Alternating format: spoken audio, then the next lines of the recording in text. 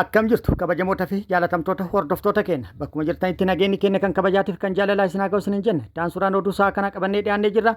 Hanga dhuma sagantaa kanaatti nu wajji turuudhaan itti bohaaraan affeerraa kenna kun biftuu oroodha keessanii yoo isinitti tole laayik sheer akkasumas sabiskiraayib godhuudhaan miseensa maatii chaanala kanaa ta'an affeerraa kenna kallattimaan gara mata duree oduu amma qabadhetti yeroo dabru oduun jalqaba.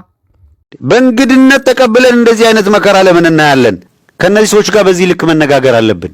ሳይ የሞት ሽረት ጉዳይ ነው ለኛ ምናምን እያሉ እየጻፉ ነው ያሉት። የሞት ሽረት ጉዳይ ነው። አዎ ወደ ወላቡ ትመለሳለህ የሞት ሽረት ጉዳይ ከሆነ። Kana jechuun maal jechuudha kan jedhuu fi dabalata odeeffannoo kana qabannee jirra isin biraan geenna. Oduun itti aanu balaa xayyaara waggaa 7 dura naannoo magaalaa Bishootutti dhaqqabee tureen nama balaa kana keessatti lubbuun isaa dabre tokkoo fi gumaan doolaara miiliyoona 29 yoo murtaa'uu fi dubartii lubbuun isii balaa kanaan darbe takkaaf immoo gumaan doolaara miiliyoona 49.5 murtaa'eefii jira. Dabalata odeeffannoo kana qabadhee jira isin biraan gaha. Oduun itti aanu lolli loltoota mootummaatiif waraana bilisummaa Oromoo gidduutti zoonilee Oromiyaa garaagaraa keessatti gaggeeffamaa jiru tibba kana cimee itti fufee jira. Har'as bakkoota garaagaraatti loltoota mootummaatiif waraana bilisummaa Oromoo gidduutti lolli cimaan gaggeeffamee jira. Lola gaggeeffamee ture irratti bakkoota garaagaraatti waraanni bilisummaa Oromoo hedduu booji'ee akkasumas hedduu irraa hiikkatuun injifannoo argadhe jedhee jira. Dabalata odeeffannoo kana qabannee jirra isin biraan geenna.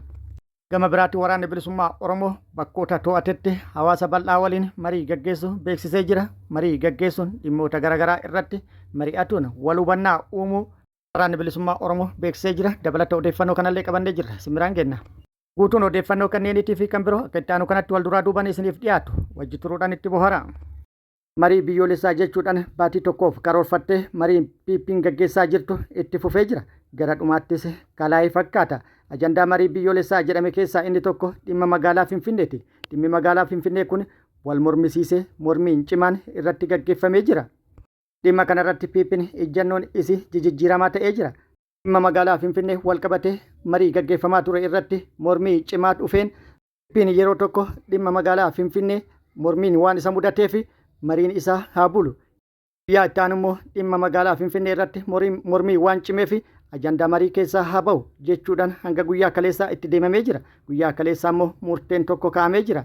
Guyyaa kaleessaa magaalaan Finfinnee teessoo naannoo Oromiyaatti fi mootummaa federaalaatti jechuudhaan murteen kaa'amee ture. Har'a immoo wanni jedhamaa jiru waan biri. Gama biraatiin immoo duulli kanaan wal qabatee uummata magaalaa Finfinnee bira dabruudhaan uummata Oromoo irratti raawwatamaa jiru waan addaati. Mee viidiyoo gabaabduu tan waliin haa laallu. በእንግድነት ተቀብለን እንደዚህ አይነት መከራ ለምን እናያለን? ከነዚህ ሰዎች ጋር በዚህ ልክ መነጋገር አለብን። ሳይ የሞት ሽረት ጉዳይ ነው ለኛ ምናምን እያሉ እየጻፉ ነው ያሉት። የሞት ሽረት ጉዳይ ነው። አዎ ወደ ወላቡ ትመለሳለህ የሞት ሽረት ጉዳይ ከሆነ። waan namni kun jedhu dhageettanii jirtu keessummaa nutti dhufanii isaa waliin rakkanna inumaayyuu keessa dabranii dhimmi magaalaa Finfinnee dhimma jiraatuu fi jiraatuu dhabuuti jechuudhaan irratti dubbatanii dhimma jiraatuu fi jiraatuu dhabuuti erga jettan gara walaabuu deebitanii jechuudhaan dubbatu. Namni kunii fi fakkaattonni akka isaa waan dubbataniifis kan qaanfii hin qabne warra seenaa jallisu warra seenaa hatu warra waanuma abbaa tokko kiyya jedhee warra ufalmu warra dogongora hojjateef hin qaanfanne ammamee Oromootu Finfinneetti keessummaa dhufe moo isaantu keessummaa itti dhufe kan jedhaniintu namaan jedha keessummaa dhuftanii waan baay'ee nama gaddisiisu Oromoo qabeenyuma isaa irratti hangana irratti dubbatuun waan baay'ee nama gaddisiisu. Haasaa nama kanaatti wal qabsiisee xinxaltoota fi hayyoonni siyaasaa hedduun waa hedduu jedhanii jiru. Namni kun lola labsee jira. Wada walaabuutti mallasaa taalle jechuun isaa kun walaabuutti deebita jechuudha. Kun immoo tolaawway ta'a lolaan malee kun jechuun har'uma uummata Oromoo Finfinnee keessaa baasuuf waan karoorfate qaba. Kun xiyyeeffannaa argatu qaba jechuudhaan hedduu yaadatti kennanii jiru. Gabaabamatti magaalaa Finfinnee mormiidhaaf dhiyeessuun maaliif barbaachise gaafiin jedhullee kan baay'inaan ka'ee jirudha. Akkuma jirutti ta'ee heera mootummaa keessattis dhimmi magaalaa Finfinnee kaa'amee jira. Finfinneen naannoo Oromiyaa walakkatti waan argamtuuf naannoon Oromiyaa fedhii addaa Finfinnee irraa qaba kan jedhu keeyyata 49 irratti ibsameera. Eenyumaayyuu magaalaan Finfinnee magaalaa guddoo mootummaa federaalaa ta'uu heera mootummaa keessatti hin ibsu. Mootummaan federaalaa yoo fedhe Hawaasaa yoo fedhe Maqalee yoo fedhe Bahaar Daar yoo barbaade magaalaa Dabra Birhaan teessoo taasifatuu ni danda'a. Sadarkaa naannoo Oromiyaatti immoo labsiin ba'e Finfinneen teessoo bulchiinsa mootummaa naannoo Oromiyaa ta'uu ibsa. Gabaabamatti Finfinneen ta'e Oromiyaa miti gaafiin jedhu maaliif ka'a maal bu'uureeffate kan jedhu gaafii namoota hedduuti. Gama biraatiin magaalaan Finfinnee handhuura Oromiyaa keessatti waan argamtuuf itti waamamni isii naannoo Oromiyaatiif ta'uu qaba. Yaanni jedhullee qaamota garaagaraa irraa bal'inaan dhiyaataa jira. Kun akkuma jirutti ta'e murteen kaleessa magaalaan Finfinnee teessoo mootummaa naannoo Oromiyaatii fi mootummaa federaalaati kan jedhu murtaa'ee jedhamee ture.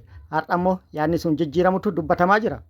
Waan ta'u immoo of durri kan nu agarsiisu yoo ta'u Oromoon magaalaa Finfinnee ta'isaa ta'uu osoo beeku magaalaan Finfinnee teeti jedhanii itti himuun maaliif barbaachise jedhamee jira.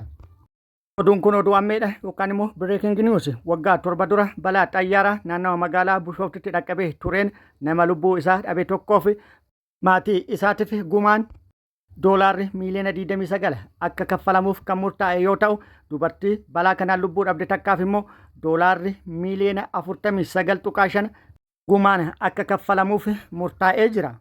Akka lakkoofsa Awurooppaatti baatii bitootessa bara 2019 naannawa magaalaa Bishooftutti kufee caccabuudhaan lubbuu namoota baay'ee kan galaafate xayyaarri Itoophiyaa Boeing 737 Max 8 kan jedhamu imaltoota fi hojjettoota xayyaaraa walumagala nama 157 fe'atee imala erga jalqabe lubbuun namoota hundaatu namni tokkollee osoo irraa hin hafin balaa kanaan du'anii jiru. Balaa mudate kanaan walqabatee mormiin guddaan waggootaaf gaggeeffamaa turee jira. Gama biraatiin immoo balaa dhaqqabe kanaan walqabate qorannoon yeroo dheeraaf gaggeeffamaa turee jira. Qorannoo yeroo dheeraaf gaggeeffamaa tureen rakkoo teeknika xayyaarichaa ta'uun mirkanaa'ee jira. Balaa dhaqqabe kanaanis walqabate kubbaaniyaan Ameerikaa xayyaarota Booyingii oomishu itti gaafatamummaa fudhatee jira. Maatiin namoota dhumanii hedduun murtee mana marii malee marii dhaabbaticha waliin gaggeessaa turaniin gumaa hangi isaa hin beekamne fudhatuun isaanillee beekamee jira.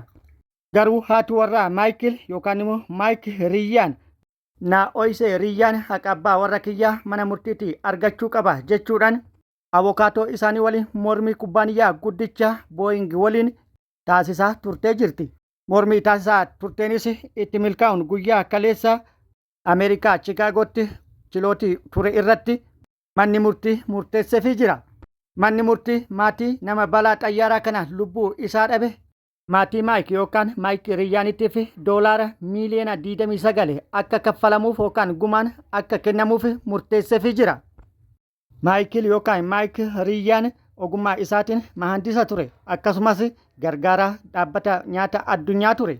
Maayikil yookaan Maayik Riyyaan Itoophiyaa, Afgaanistaan, Laayiberiyaa fi akkasumas buufataalee uummanni Roohingiyaa qubatanii irratti hojjetaa ture jedhamee jira. Itoophiyaa keessatti bara 2019 balaa xayyaaraa dhaqqabeen lubbuun isaa kan darbe yoo ta'u waggaa 39tti addunyaa kanarraa boqate. Itti dabaluunis Ajaansi Firaansi Pirees akka gabaasetti haaluma wal fakkaatuun manni murtii Chicaagoo balaa wal fakkaatan lammii Ameerikaa lubbuu isii dhabde dubartii ganna 24 takkaaf kan maqaan isii Saamiyaa Stumoo jedhamtuuf maatii isiitiif doolaara miiliyoona 49.5 yookaan immoo doolaara miiliyoona 49 fi 500,000 gumaan akka kaffalamuuf murteesse jedhamee jira. Oduu kaaba Itoophiyaa irraa nu geettane waldura dhaabbannaan TPLF fi PP akkuma cimee itti fufetti jira. TPLF har'a kallattii sadiin humna guddaa bobbaasee jedhamee jira. Kallattii raayyatiin humnoonni Eertiraa meekanaayizd ta'an bobbaafaman yookaan galfamanii bakkee qabatan jedhamee jira. Kallattii Affaariin illee gaarreen magaallee jedhaman irratti humnoonni TPLF hedduun qubatan jedhamee jira. Gara mootummaa federaalaatti illee qophiin waraanaaf taasifamaa jiru cimeetti fufe jedhamee jira. Walumaa galatti haalli jiru lolli yoom ka'a jechuun muddamsuun hamaan kan uumame yoo ta'u muddamsuu uumame waliin wal qabatuudhaan abdiin jiruu fi carraan jiru yeroo lolli itti eegalu qofa eeguudha jedhamee jira.